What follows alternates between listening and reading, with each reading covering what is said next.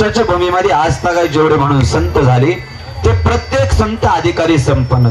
ज्ञान म्हटलं की आम्हाला ज्ञानोबराय आठवतात, भक्ती म्हटलं शिरोमणी नामदेवराय आठवतात, शांती म्हटलं की शांती ब्रह्म एकनाथ महाराज आठवतात आणि वैराग्य म्हटलं की आम्हाला जगद्गुरु तुकोबराय आठवतात. त्यातही वैराग्याचा मूर्तिमंत पुत्र असणारे श्रीमंत जगद्गुरु तुकोबराया आजच्या अभंगातून तुम्हाला सर्वसामान्य जीवाला सर्व माणसांना उपदेश करतात. बाबा ऐका रे, तुम्ही आम्ही सगळेजण या विश्वामध्ये जन्माला आलोय, या भूतलावरती जन्माला आलोय. ऐका रे बाबा, मिळालाय तुम्हाला अनमोल असा माणसाचा जन्म, याच्या आधी कधी मिळाला नव्हता आणि इथून पुढे कधीच मिळणार नाही. मग काय करा, ज्याच्या सत्तेने तुम्हाला हा अनमोल असा जन्म मिळाला, ज्यानं तुम्हाला जन्माला घातलं, चाले हे शरीर कुणाच्या सत्ते, कोण बोलवी ते हरिविन किंवा वृक्षाचे पान हारे ज्याची सत्ता. बाबा झाडाचं पान सुद्धा हलवायचं का नाही, ही सत्ता ज्या भगवंताच्या हातामध्ये तुकोबराय सांगतात. तो देव माणूस म्हणून जन्माला आल्यानंतर प्राप्त करा.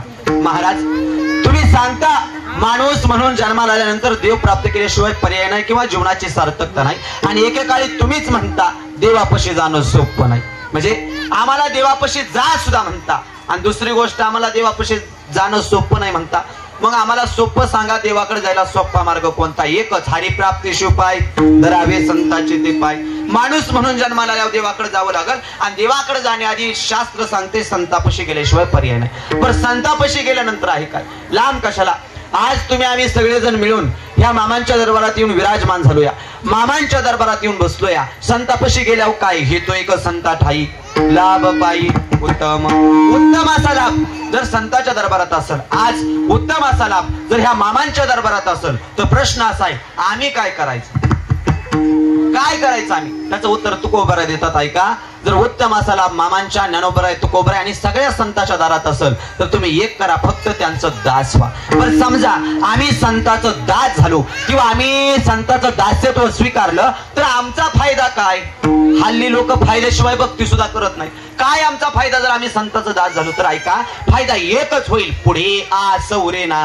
आस म्हणजे आशा आणि इच्छा उरणार नाही. असं संत करतात काय? किंवा आज जर आम्ही मामांचं दास्यत्व स्वीकारलं, तर मामा आस उरू देणार नाही, तर असं काय करतील? एरवित्त नाही, उद्धाराचं साधन म्हणजे संत आपल्यावरती कृपा करतील. आणि कृपेचं भांडवल खोल पाहाय झालं तर अख्खं जग आपल्यावरती कृपा करतं. एकदा का संतांची कृपा सहसा अलीकडच्या काळात संतांची कृपा कुणावर सुद्धा होत नाही, आणि ज्याच्यावर संतांची कृपा झाली तो माणूस भाग्यवान गड्या.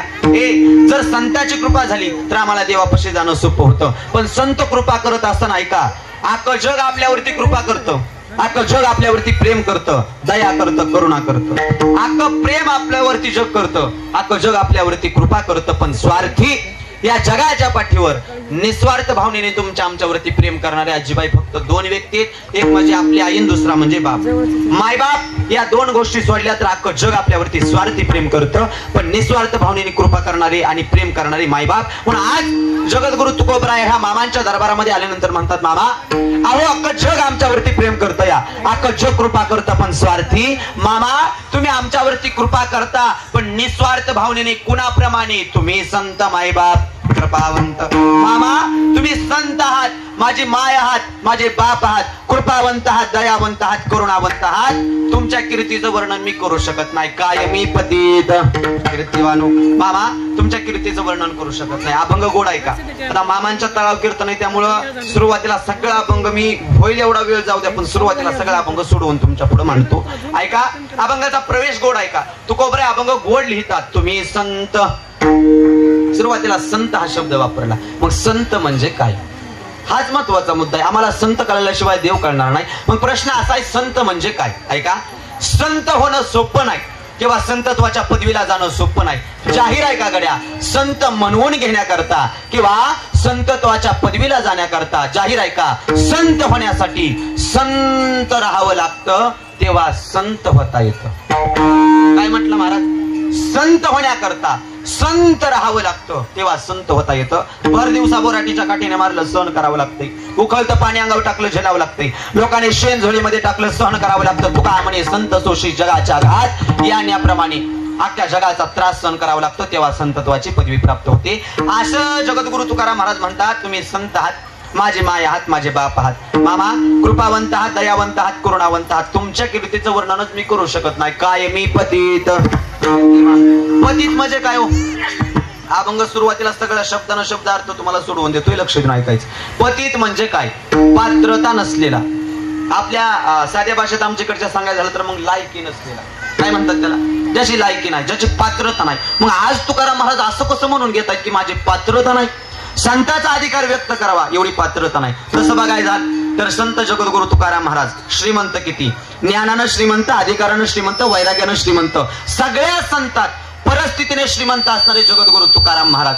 जहागीरदार एवढी श्रीमंती होती, एवढी श्रीमंती होती. जगातली जर गोरगरिबांची पहिली कर्जमाफी कोणी केली असेल तर ते असणारे सावकार म्हणजे जगद्गुरु तुकाराम महाराज आहेत. बैलगाडी भरून इंद्रायणीच्या डोहामध्ये कर्जाच्या वह्या बुडवल्या आणि अनेकांना कर्जमुक्त करणारे पहिले सावकार माझे जगद्गुरु तुकोबर आहेत गड्या. एवढे श्रीमंत होते. तुकाराम महाराजांच्या घरी बाबा 500 एकर जमीन होती, 500 एकर.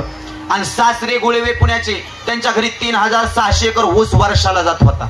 तुमच्याकडे ऊस करतात ना महिला मंडळ? ऐका, तुकाराम महाराज आज मामांना मायबाप म्हणतायत त्या तुकाराम महाराजांची श्रीमंती. तुकाराम महाराज म्हणतायत मामा माझी कीर्ती नाही किंवा तुमच्या कीर्तीचं वर्णन करू नाही, एवढी माझी पात्रता नाही, एवढी पात्रता नाही म्हणतात. पण त्यांच्यापाशी आहे काय ते ऐका.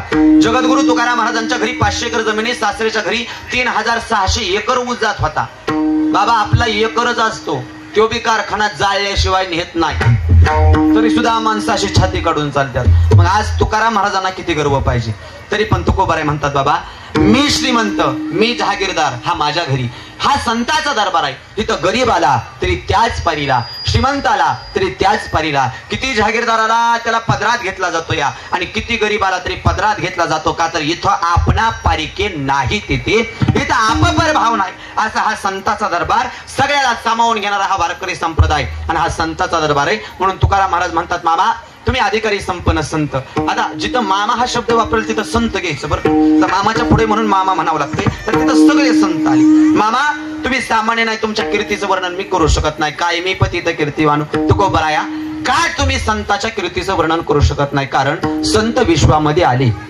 आज संत बाळूमामा या विश्वामध्ये आले, ज्ञानोबराय तुकोबराय आदी करून सगळे संत विश्वामध्ये आले. थोर महात्मे या विश्वामध्ये जन्माला आले. त्या पाठीमागं काहीतरी कारण आहे. कारण म्हणण्याऐवजी आज का होईना या आपल्या शिकरा गावामध्ये श्री संत सद्गुरू बाळूमामांची असणारी 12 नंबर पालखी आलेली आहे. प्रश्न कधी कधी असा पडतो, मामा तुम्ही मुक्या जनावरांचा पायदिंडी सोहळा घेऊन आमच्या या साध्या गावामध्ये आला. कधी कधी प्रश्न असा आहे मामा तुम्ही ह्या मेंढरांचा या जनावरांचा संसार घेऊन आमच्या गावात आलाय कशा करता? त्याचं कारण तुकाराम महाराज देतात उत्तर ऐका.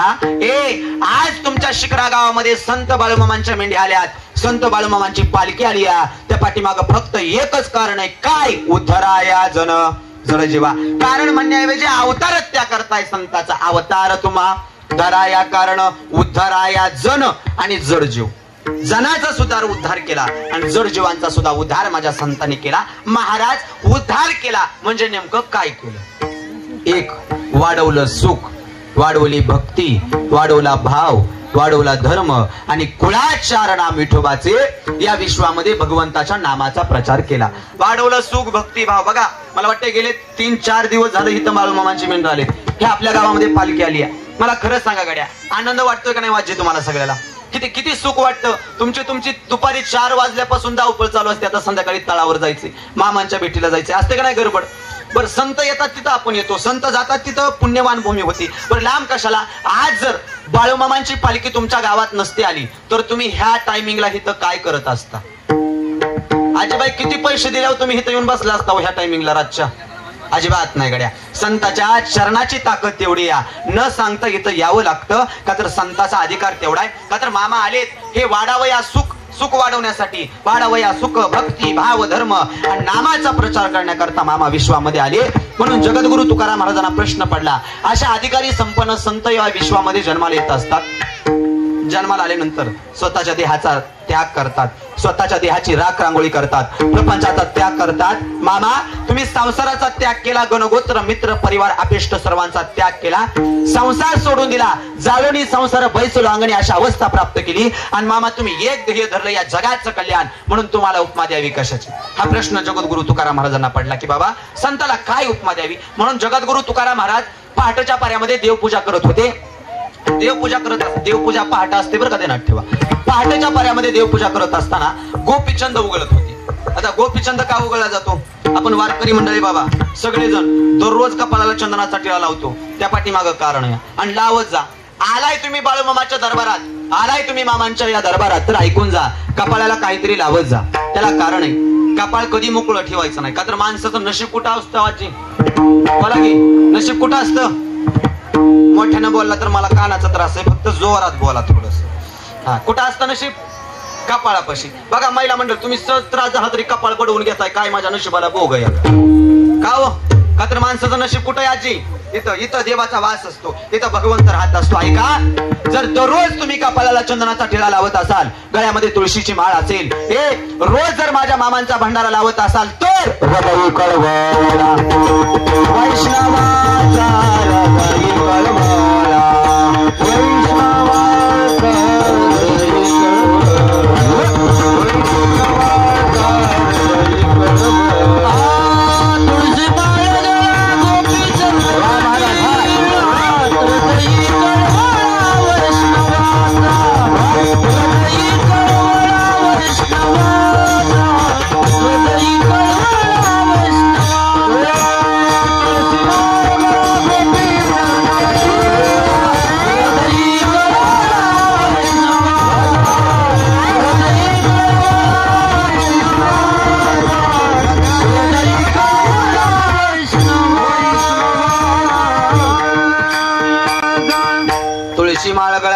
गोपीचंद टिळा, हृदयी कळवळा वैष्णवांचा. महाराज, हृदयी कळवळा वैष्णवांचा म्हणजे काय? तुळशीची माळ गळ्यामध्ये असेल, कपाळाला चंदनाचा टिळा असेल, कपाळाला बुक्का असेल, कपाळाला मामांचा भंडारा असेल, तर हृदयी कळवळा वैष्णवांचा म्हणजे ठेच तुम्हाला लागली तर दुःख मामाला होईल, वेदना तुम्हाला झाल्या सहन मामा करतील. प्रत्येक अडचणीला, प्रत्येक साकड्याला, प्रत्येक हाकेला आदमापूरचा देव तुमच्या दाहून येणार, पण त्याचं हृदय. बघा, तुम्ही ज्या देवाची भक्ती करता, या ज्या देवाची सेवा करता, तो देव तुमच्या प्रत्येक अडचणीला धावून येणार, पण त्याचं हृदय गेशी तेव्हा देशी आईचा असशी उदार, तो देण्यासाठीच आलाय, पण तो अगोदर काहीतरी घेतो. मग देव आपल्याकडून काय घेतो? खरं सांगा महिला मंडळ, मला वाटतं आज 4था दिवस नाही का पालखी? आजीबाई तुम्ही 4 दिवस झाले येताय बरोबर का? बाळूमामाच्या पाया पडाय येताय का? येताय ना? मला खरं सांगा बरं, आज मामांच्या पाया पडायला काय? मला वाटतंय तुमच्या भागामध्ये वारकरी संप्रदायाने गजबजलेला परिसर आहे आपल्याकडे. तुम्ही कुठल्या देवाच्या दारात जा, ज्या देवाची भक्ती करताय त्या देवाच्या दारात गेल्यावर तुम्ही जर देवाच्या पाया पडाय गेला, तर आजीबाई असं कधी झालं का हो, देव मागे सरला का आधी पैसे टाकन मग पाया पड?